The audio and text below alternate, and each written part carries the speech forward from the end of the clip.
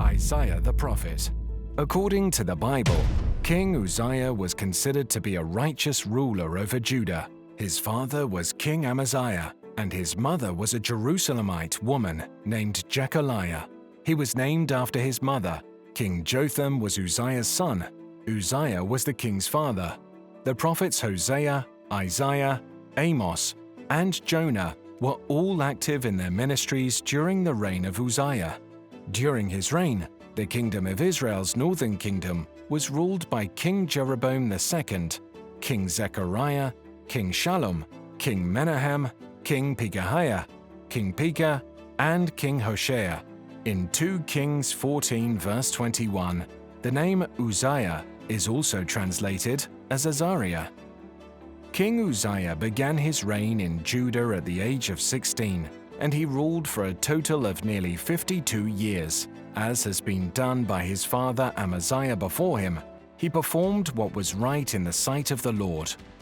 King Uzziah sought the Lord during the days of Zechariah, who instructed him in the fear of God.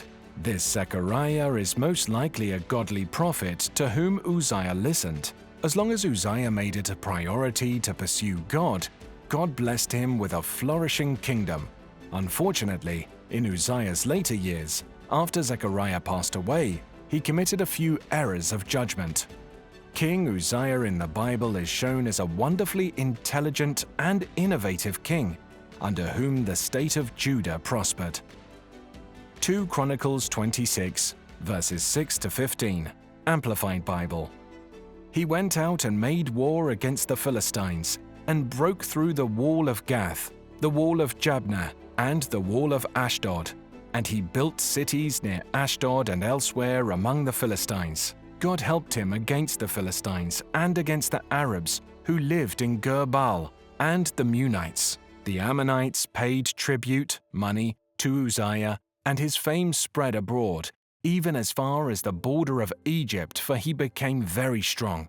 Uzziah also built towers in Jerusalem at the corner gate, the valley gate, and at the corner buttress of the wall, and fortified them. He also built towers in the wilderness, and dug many cisterns, for he had a great deal of livestock, both in the lowlands and in the plain. He also had farmers and vine dressers in the hill country and in the fertile fields, for he loved the soil.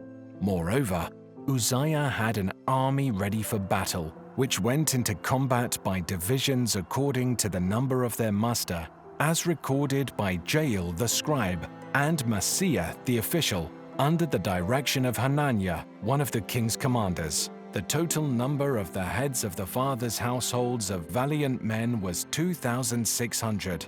Under their command was an army of 307,500 who could wage war with great power to help the king against the enemy. Moreover, Uzziah prepared shields, spears, helmets, body armor, bows, and sling stones for the entire army. In Jerusalem he made machines of war, invented by skillful men to be put on the towers and on the corner battlements for the purpose of shooting arrows and large stones. And his fame spread far, for he was marvelously helped until he was strong.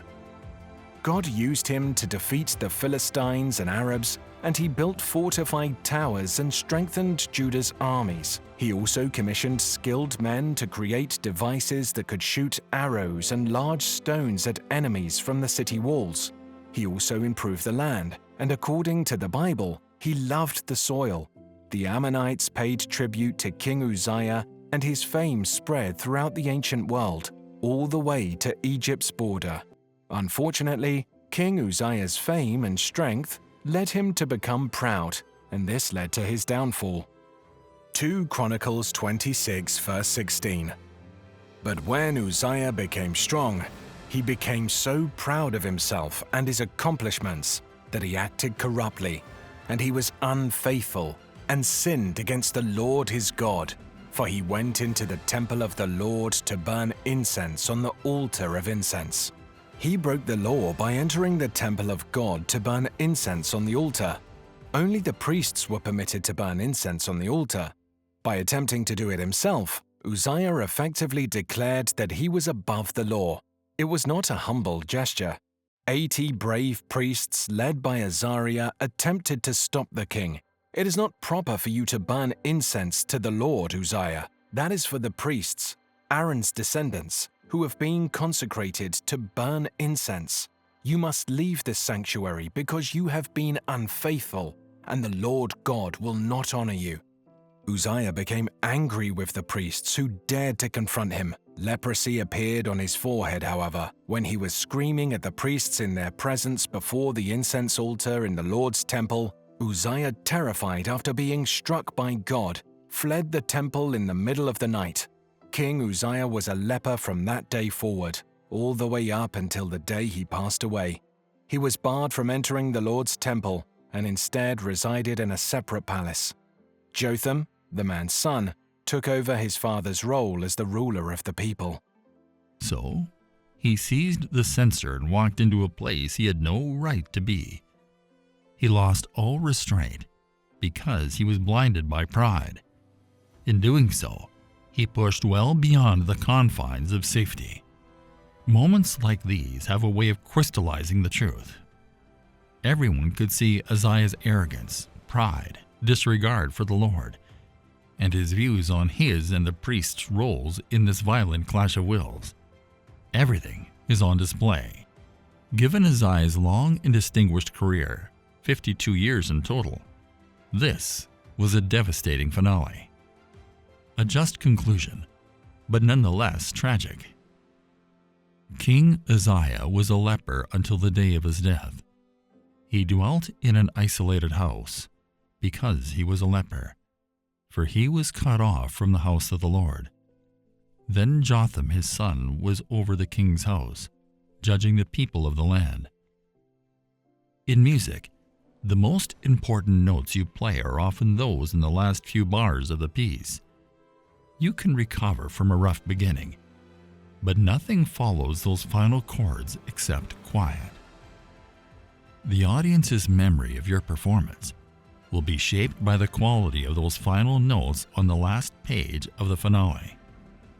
Without a doubt, Uzziah got off to a good start. For most of his career, he provided God's people with a godly, safe, and wealthy atmosphere.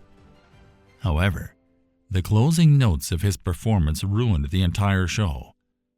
Take note of what his audience remembered. So Uzziah slept with his fathers, and they buried him with his fathers in the field of the king's graves, since they said he is a leper. So Uzziah rested with his fathers, and they buried him with his fathers in the field of burial which belonged to the kings, for they said he is a leper. Then Jotham his son reigned in his stead. 2 Chronicles chapter 26 verse 23. Because he was a leper, he lived out the rest of his days all alone. Think of it. When he died, they buried him in a field adjacent to the royal cemetery, not inside it, because he was still regarded unclean. They didn't mark his headstone with "he was a king." They didn't even say he was a king who became a leper. By the end, his greatness was forgotten.